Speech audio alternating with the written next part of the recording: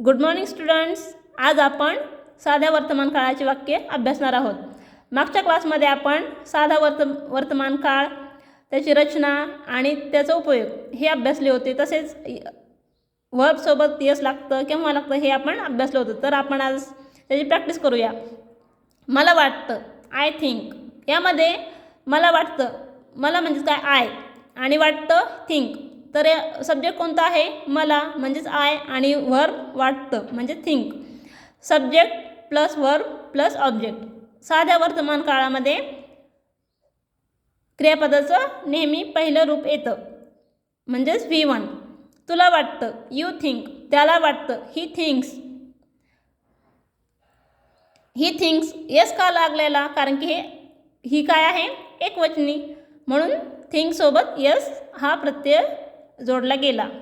तिला वाटतं, शी थिंक्स. त्यांना वाटतं, दे थिंक. मी बोलतो, आय स्पीक. तू बोलतो, यू स्पीक.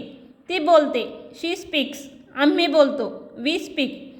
तो बोलतो, ही स्पीक्स. दिया बोलते, दिया स्पीक्स. सूरज बोलतो, सूरज स्पीक्स. तनु बोलते, तनु स्पीक्स. इशू बोलते, इशू स्पीक्स. दिया जिंकते, दिया विन्स. सूरज जिंकतो, सूरज विन्स. तनु जिंकते, तनु विन्स. इशू जिंकते, इशू विन्स.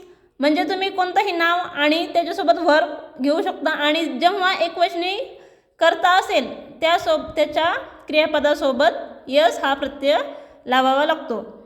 मी जिंकतो, आय विन. ते जिंकतात, दे विन.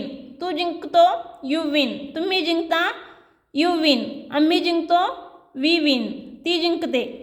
ती हे काय आहे? एकवचनी, म्हणून शी विन्स. विन येणार नाही तर विन्स. विन्स येईल. तो जिंकतो, ही विन्स. Did understand? आता सर्वनामे म्हणजे तुम्हाला हे आपण आय वी म्हणतो, पण त्याचा अर्थ काय आहे हे पण तुम्हाला माहिती असणं गरजेचं आहे. प्रोनाउन्स म्हणजे सर्वनामे.